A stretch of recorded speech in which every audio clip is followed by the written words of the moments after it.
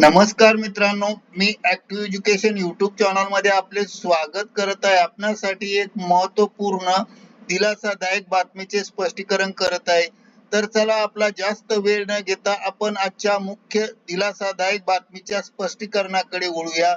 मित्रांनो, आजची दिलासादायक बातमी आहे थेट संसदेमधून स्पष्टीकरण. सेवानिवृत्त पेन्शनधारकांना 8व्या वेतन आयोगानुसार सुधारित पेन्शन लाभ मिळणार आहे का, या संदर्भामध्ये संपूर्ण स्पष्टीकरण करूया. नमस्कार मित्रांनो, पुन्हा एकदा आपले हार्दिक स्वागत. आताच्या घडीची मोठी बातमी आहे 31 डिसेंबर 2025 पूर्वी सेवानिवृत्त पेन्शनधारकांना 8व्या वेतन आयोगानुसार सुधारित पेन्शनचा लाभ मिळणार का, संसदेतून दिले थेट स्पष्टीकरण. चला तर जाणून घेऊया संसदेतून कोणते थेट स्पष्टीकरण केले आहे. या संदर्भात स्पष्टीकरण सविस्तर जाणून घेण्यासाठी हा व्हिडिओ सुरुवातीपासून शेवटपर्यंत आवश्यक कोठेही स्किप न करता पहा.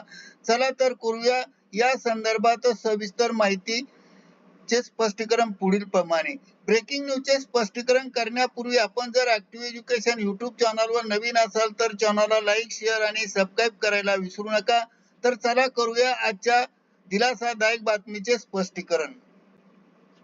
31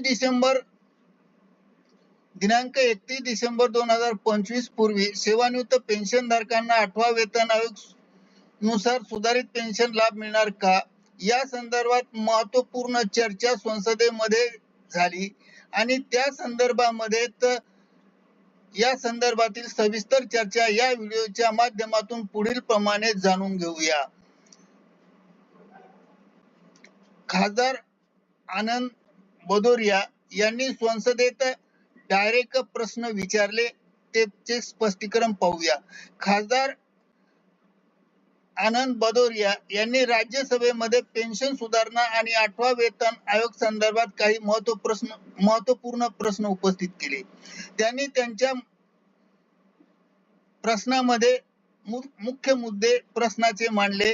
31 डिसेंबर 2025 पूर्वी आणि पूर्वी निवृत्त झालेल्या कर्मचाऱ्यांना सुधारित पेन्शन लाभ मिळणार का, त्याचबरोबर पेन्शनधारकांमध्ये निवृत्तीच्या तारखेनुसार फरक करण्याचा अधिकार वित्त विधेयक 2025 ने सरकारला दिले का, त्याचबरोबर असे प्रश्न उपस्थित केले. या प्रश्नांचे उत्तर थेट राज्यसभेतून भारताचे राज्य अर्थमंत्री पंकज चौधरी, केंद्रीय अर्थमंत्री पंकज चौधरी हे आहेत, यांनी त्यांच्या प्रश्नाला उत्तरे दिले.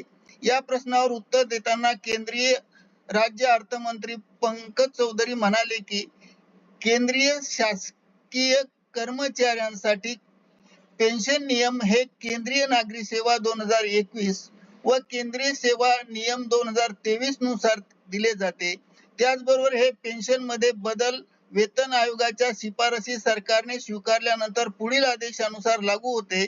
यामुळे वित्त विभागामुळे सदर पेन्शन मधील बदल आपोआप होत नसतात, ते स्पष्ट केले. त्याचबरोबर वित्त विधेयक 2025 मुळे पेन्शनधारकांमध्ये कोणताही फरक करता येणार नाही.